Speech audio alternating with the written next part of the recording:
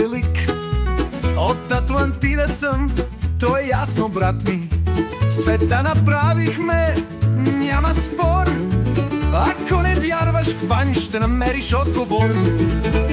Първи българи били Адам и Ева, но после ги изгонили. Защо не знам, бе. Грехът им бил прост, говорели нашенски, а ангелите ревнували, били сръбски. Дядо Ной бил българин, пловдивски пич. На кораба натоварил само кисело мляко и меч.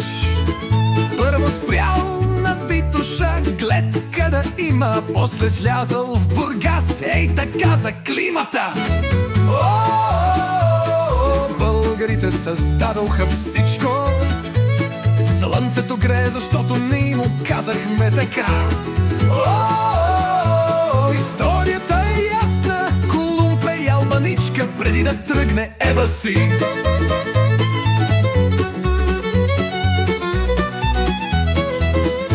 Спартанците били българи, това е факт.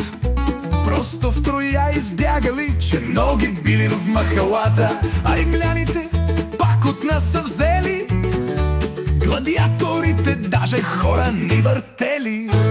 Пирамидите, ах, че са големи, но не египетска работа. Българи сме ги строили. Шествал е фараонът с мустака свой, с носия и гайда, виж, стилът е златен, ой!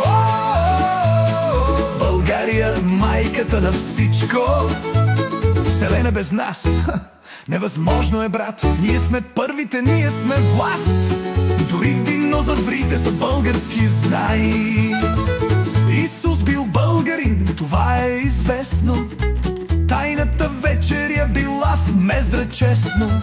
А Колумб, питай в Перник, ще кажат, че на нова година там си бил гаджетата. Китайците българска азбука взеха, гледай китайски букви, май български бяха.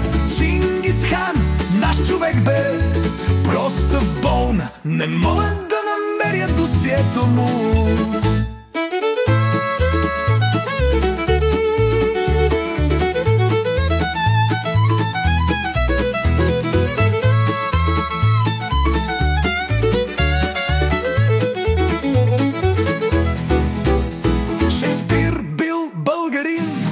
Ама го крием, Нютон, всъщност Нютов, от Стара Загора. Елвис, по рождение Елвин от Пловдив.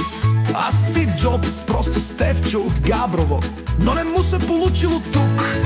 България, майката на всичко.